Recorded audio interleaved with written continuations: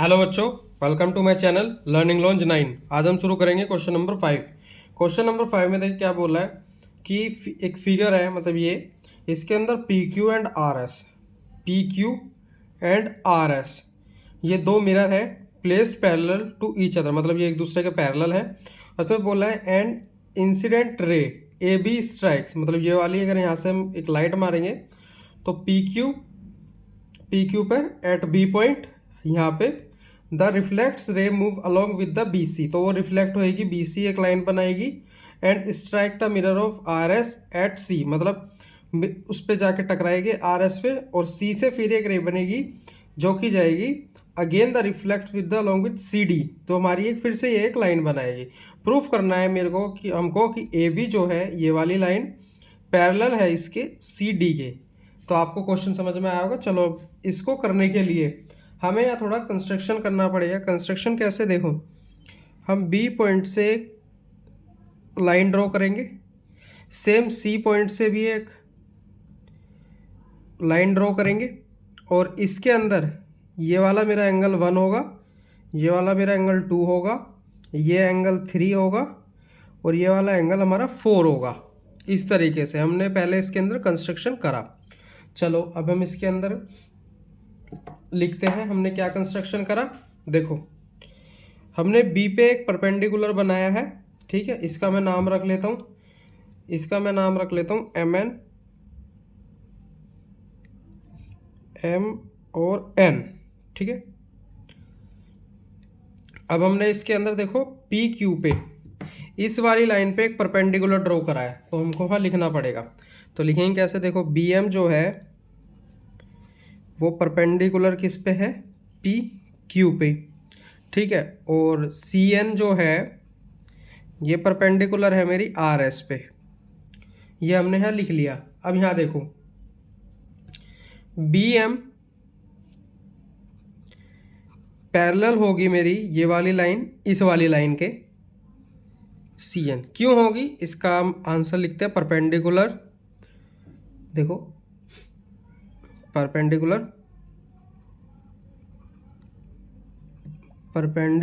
Are parallel lines are also parallel, मतलब perpendicular line के ऊपर अगर हम पैरेलल लाइन के ऊपर परपेंडिकुलर बनाते हैं तो वो भी हमारा पैरेलल होता है। अब ये चाहे मैं इसको यहाँ बना देता या यहाँ बना देता, वो भी हमारा इक्वली होता, ठीक है। तो हमने ये लिखा। अब यहाँ देखो जब मैंने इसको इतना लिखा तो अब ये देखो कि आपने साइंस में पढ़ा होगा कि जब हम एक रे मारते हैं मिरर पे और जब वो उससे रिफ्लेक्ट होकर वापस जो आ रही है तो उसके बीच में जो ये एंगल बनता है ये हमारे इक्वल होते हैं। जैसे मैंने बीच में इसमें रे डाल दी तो ये angle 1 is equal to angle 2 है मेरा, तो हम यहाँ पे सेम चीज़ लिखेंगे, angle 1 is equal to angle 2। Same वही चीज़ यहाँ है, angle 3 is equal to angle 4। क्यों है, यहाँ हम लिखेंगे इसके अंदर लॉ ऑफ रिफ्लेक्शन। जब भी हम मिरर पे लाइट मारते हैं जब वो रिफ्लेक्ट होके जाती है तो सेम एंगल बनते हैं, ठीक है। अब हमने यहाँ लिख लिया। अब यहाँ देखो एक चीज़, इन सबको भूल जाओ। अब यहाँ देखो आपको ये दिख रहा होगा कि मेरी ये वाली लाइन है एक ऐसे, और एक मेरी ये वाली लाइन है, ये मेरे को बीच में ट्रांसवर्सल मिल रही है और ये दोनों आपस में लाइन पैरेलल है। तो ये देखो ये वाला एंगल और ये वाला एंगल आपस में इक्वल है ना, ऑल्टरनेट इंटीरियर एंगल। तो सेम वही चीज़ हमें यहाँ लिखनी है।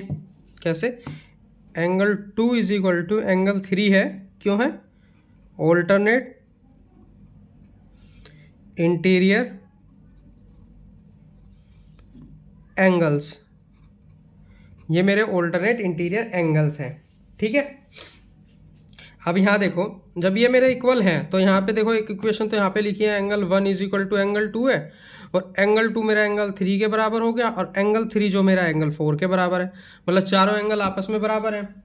अब यहाँ देखो एंगल 1 और 2, एंगल 1 और 2 पे क्या बन रहा है, एंगल पी बी, नहीं सॉरी ये वाला नहीं लेना, एंगल ए बी सी, मतलब ये वाला पूरा एंगल बराबर होगा बी सी डी के, ठीक है। तो हम इसको ऐसे लिख सकते हैं, देखो एंगल 1 को मैं प्लस करूँगा एंगल 2 के साथ, और एंगल 3 को मैं प्लस करूँगा एंगल 4 के साथ, तो ये मेरा जो बनाएगा वो बनाएगा angle ABC is equal to angle BCD,